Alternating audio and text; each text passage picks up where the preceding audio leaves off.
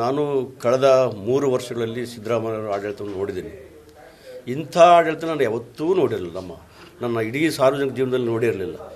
ಒಂದು ಹೇಳ್ತೀನಿ, ದಲಿತರ ಅಭಿವೃದ್ಧಿಗಾಗಿ ಮೀಸಲಿಟ್ಟಿರ್ತಕ್ಕಂಥ SCP TSP ಹಣ ಯಾವುದೇ ಸಂದರ್ಭದಲ್ಲಿ ಯಾವುದೇ ಕಾರಣಕ್ಕೂ ಯಾವುದೇ ಬೇರೆ ಉದ್ದೇಶಗಳಿಗೆ ಬಳಕೆ ಹಾಕೂಡ್ದು ಅಂತೇಳಿ ಕಾನೂನು ಮಾಡಿದವರೇ ಸಿದ್ದರಾಮಯ್ಯನವರು.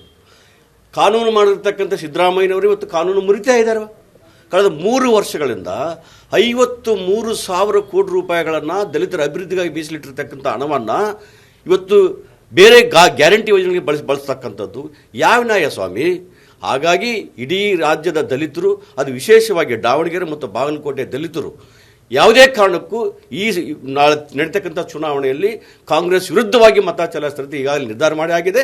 ಆ ಕಾರಣದಲ್ಲೇ ಆ ಆತಂಕದಲ್ಲಿ ಇವತ್ತು ಸಿದ್ದರಾಮಯ್ಯವರು ಇವತ್ತು 5 ದಿನಗಳಲ್ಲಿ ಇವತ್ತು ಬಾಗಲಕೋಟೆ ಠಿಕಾಣಿ ಹೊಡಿರ್ತಕ್ಕಂಥದ್ದು. ನೀವು ಯಾವುದೇ ಪ್ರಯತ್ನ ಮಾಡಿಕೊಂಡು ನಿಮ್ಮ ಪ್ರಯತ್ನ ವ್ಯರ್ಥ ಆಗ್ತಾಯಿದೆ. ದಲಿತರ ಅಭಿವೃದ್ಧಿಗೆ ಬೆನ್ನಿಗೆ ಚೂರಿ ಹಾಕಿರ್ತಕ್ಕಂಥ ನಿಮಗೆ ತಕ್ಕ ಪಾಠವನ್ನು ಕಲಿಸ್ತಾರೆ ಅಂತೇಳಿ ಈ ಸಂದರ್ಭದಲ್ಲಿ ಹೇಳಲಿಕ್ಕೆ ಬಯಸ್ತೀನಿ.